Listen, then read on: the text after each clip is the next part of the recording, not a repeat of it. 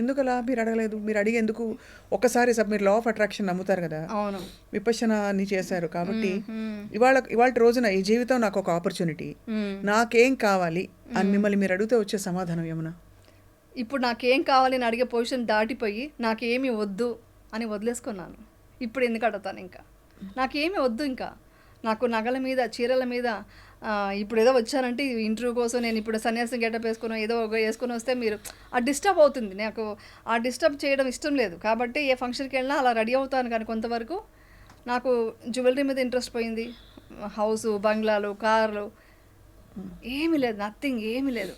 ఉన్నది ఉన్నట్టుగా లైఫ్ని చూస్తూ ఓకే ఇది దక్కిందా ఈరోజు, ఓకే నాకు ఈ ఫుడ్ దొరికింది, ఈ ప్లేట్లోకి నాకు ఈరోజు ఈ ఫుడ్ వచ్చిందంటే దీని వెనకాల ఎంతమంది ఒక గ్రాటిట్యూడ్తో నేను భోజనం చేయాలి. నాకు కావాల్సిన 2 పూట్ల భోజనం అండి. నాకేం కావాలని అడిగారు కదా, నాకు కావాల్సిన 2 పూట్ల భోజనం, మేము మెడిటేషన్ చేసుకోవడానికి ఒక ప్రశాంతమైన ఒక ప్లేస్, అంతే. ఇంకేమీ కోరికలు లేవు.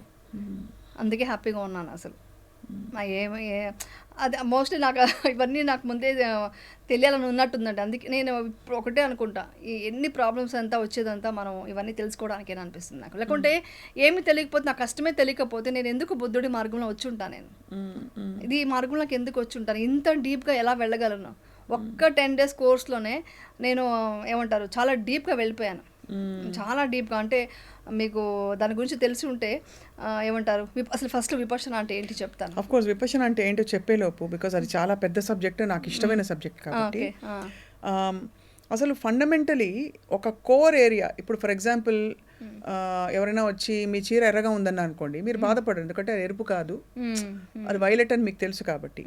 ఇక్కడ స్త్రీలకు సంబంధించి కోర్ ఏరియాస్లోనే ఎప్పుడు కూడా ఎవరైనా అవమానిస్తారు, మాటలు అంటూ ఉంటారు, కోర్ విషయాలు. దాన్ని మీరు ఫిలాసాఫికల్గా ఎలా అర్థం చేసుకున్నారు? Why is this happening to me అనడానికి? ఉదాహరణకి నాకు ఎవరైనా వచ్చి నువ్వేంటి బండలాగా గయ్యాళిలా మాట్లాడుతున్నావు అని అనుకోండి, ఇమీడియట్గా నేను రియాక్ట్ అయ్యేదాన్ని, నేను మంచిదాన్ని అని చెప్పి. బట్ ఎందుకు ఇలాంటి ఒక కోర్ ఏరియాలో మనకి సమస్యలు వస్తాయని మీరు ఫిలాసాఫికల్ ఆన్సర్ ఏంటి? అంటే ఇప్పుడు వాళ్ళ నాలెడ్జ్ అంతే ఉంది, వాళ్ళ నాలెడ్జ్ ఆ లెవెలే ఉంది. ఇప్పుడు ఎగ్జాంపుల్కి ఇప్పుడు నేను యాక్ట్ చేస్తున్నాను ఇలాగ, ఇప్పుడు ఎగ్జాంపుల్కి మేకప్, ఇప్పుడు నేను విపశ్యనకు వెళ్ళినప్పుడు కూడా ఎవరు అన్నారంట, ఆవిడ ఏంటి 10 days వచ్చేసారు వెళ్ళిపోతారు, వాళ్ళంతా చేయరు వీళ్ళంతా, అంటే సినిమా అనగానే సీరియల్ అనగానే వాళ్ళకి ఇంకేమీ స్పిరిచువల్గా ఉండదు, వాళ్ళకి ఒక్కొక్క సంస్కారం ఉంటుంది, వాళ్ళకి ఒక స్ట్రాంగ్ మైండ్ ఉంటుంది అంతా ఏం అర్థం చేసుకోరు. సో వాళ్ళ మైండ్ సెట్ అంతే, వాళ్ళ ప్రపంచం చూసింది ఆ కోణంలో చూశారు. వాళ్ళ కోణానికి వెళ్ళి నేను ఆన్సర్ చెప్తే నేను ఆ లెవెల్కి వెళ్ళిపోతాను. సో మనం అప్పుడు ఆన్సర్ చెప్పకూడదు. సో మనం ఏంటో మనకు తెలుసు కదా.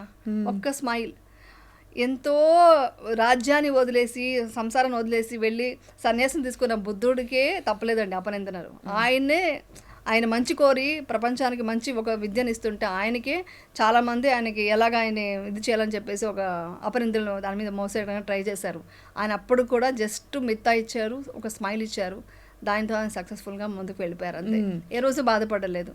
నేను ఆయనే అండి ఇన్స్పిరేషన్, నాకు ఇన్స్పిరేషన్ అంతా ఎవరంటే ఇప్పుడు ఆయనే.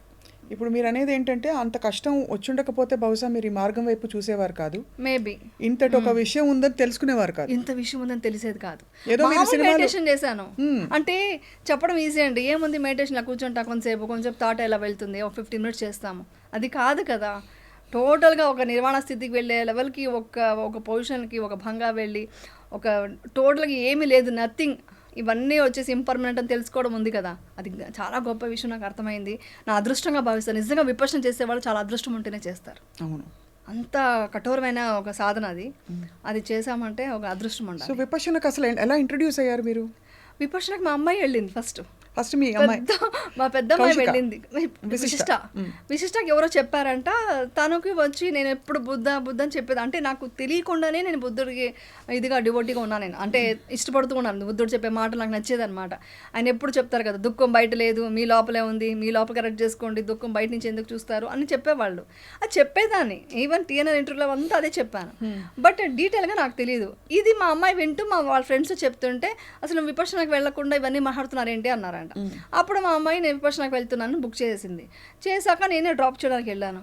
చూసి అమ్మో 10 days ఫోన్ లేకుండా ఎవరితో మాట్లాడకుండా నోబెల్ సైలెన్స్తో ఇలా ఉండి ఇక్కడ చేయాలా, ఇదేదో రూమ్ వచ్చారు, ఎక్కడ భోజనం చేయాలి, ఇక్కడ పడుకోవాలి, మార్నింగ్ 4:30కి లేచి వెళ్ళాలి, మార్నింగ్ లేవడం ఓకే, కానీ ఇలా ఎలా ఉంటాము, ఇలా మాట్లాడకుండా ఎవరితోనూ, నా వల్ల కాదు అని కూడా వీడియో పెట్టాను. యాక్చువల్లీ చెప్పాను, నా వీడియో తీసి స్టేటస్లో కూడా పెట్టేశాను, నా వల్ల కాదని.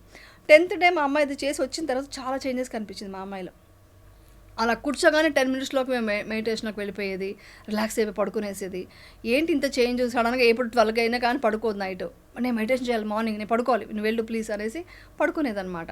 నాకు ఎందుకో నచ్చి అప్పుడు నేను విపర్శనకు వెళ్దామని డిసైడ్ అయ్యి నేను బుక్ చేసుకున్నాను.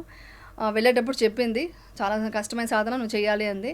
మనం చాలా స్ట్రాంగ్ కదా కొన్ని విషయాలు, అది ఏంటో తేల్చుకునేంత వరకు మనం రాకూడదు అనుకుంటాం. ముందు నుంచే నేను కొంచెం బాడీ ఫిట్నెస్ అంతా చేసుకొని కొంచెం నార్మల్ మెడిటేషన్ కొన్ని చేసుకొని, నాకు హిప్నాటిజం వచ్చు కదా, సో హిప్నాటిజం అనేది చేసుకొని వెళ్ళాను. ఇవన్నీ అంతా పక్కన పెట్టమన్నారు. ఇవన్నీ పక్కన పెట్టి ఏమీ లేకుండా మైండ్లో ఏమి ఇది పెట్టుకోకుండా రండి అన్నారు. వెళ్ళిన తర్వాత ఒక్కొక్క రోజుకి ఒక్కొక్క చేంజెస్ వస్తుంటే. దేవన్ ఎలా ఉండేది మీరు వెళ్ళినప్పుడు ఫస్ట్ టైం? మీ వారు ఎలా అసలు ఒప్పుకున్నారు? ఓకే అంటే పాప ఇప్పుడు అనరు, మా వారు వచ్చి నువ్వు ఏం చేస్తావన్నా రైట్ అండి, అదొక్క నేను చేసుకున్న అదృష్టం ఏంటంటే నేను విపర్శనకి వెళ్తానా వెళ్ళు, నేను హిమాలయకు 1 month వెళ్ళిపోతానా వెళ్ళు అంటారు. అసలు ఏ మాత్రం ఇది లేదు నాకు, అదొక్క గ్రేట్ విషయం అసలు మా ఆయన విషయంలో. చాలా గ్రేట్ అండి, చాలా మంచి ఇలాంటి సపోర్టివ్ హస్బెండ్ ఉండడం అనేది. నేను ఇన్ని రోజులు ఇలా వర్క్ చేస్తానంటే బికాస్ ఆయన సపోర్టే కదా, ఆయన సపోర్ట్ లేకపోతే నేను రోజులు నేను ఫ్యామిలీ ఏది లేకపోయినా ఏమన్నా ప్రొటెక్టివ్ గా అయినా ఉంటారు. చాలా అయ్యో వెళ్ళి ఎక్కడి కష్టంలో ఇరుక్కుంటావో, కష్టం నుంచి బయటకు వచ్చావు, ఇంటి పట్టు ఉండని చెప్తారు అట్లీస్ట్ ఏది లేకపోయినా. కానీ మళ్ళీ మిమ్మల్ని నమ్మి మిమ్మల్ని వెళ్ళనివ్వడం అనేది అంటే నమ్మకం అంటే ఏంటి తెలుసా? నమ్మకం అంటే ఆయన సగం భాగమే కదా అండి, అర్ధనారీశ్వరుడు అంటారు కదా, ఆయనలో సగం భాగమే కదా, సహధర్మచారిణి అంటారు కదా. సో అదే కదా, సో ఆయనకి ఏంటో ఆయన మొత్తం ఆయన బాడీ దేహంలో నేను మనిషి అయినప్పుడు నేనంటే ఆయనకి ఏమిటో తెలుసు కదా. ఖచ్చితంగా నమ్మకం అంటే మీ సమర్థత మీరు తట్టుకునే శక్తి మీరు చెప్తున్నాను. బికాస్ వెళ్ళి రేపు మళ్ళీ ఎవరో ఒక మాట అంటే ఆయనకే కష్టం కదండి. ఆయనకి చాలా నమ్మకం అండి, ఎందుకంటే నన్ను పెళ్ళినప్పటి నుంచి చూస్తున్నారు కదా, ఆయన ఒకటే అంటారు, నేను బయట చూసిన ప్రపంచం వేరు, నేను విన్నది వేరు ఇండస్ట్రీ అంటే. ఎంత ఇదిగా ఒక దృఢ సంకల్పం ఉంటుంది, ఒక మాట అనుకుంటే అది ఛాలెంజ్ చేస్తావు, ఇవన్నీ ఉన్నాయి నీలో గొప్ప విషయాలు ఉన్నాయనేసి ఆయన చాలా అప్రిషియేట్ చేసేవాళ్ళు. చాలా నమ్మకం ఉంది ఆయనకి అలాంటిదంతా తెలుసు. ఆయనకి ఏదైనా అనుకుంటే సాధిస్తాను అనేది మాత్రం ఆయనకి బాగా తెలుసు అనమాట. అది అంటుంటారు, ఇంకెవరైనా పంపిస్తున్నాం విపర్శన, ఒకసారి ఫ్యామిలీ కూడా చూసుకోమా అంటుంటారు అనమాట.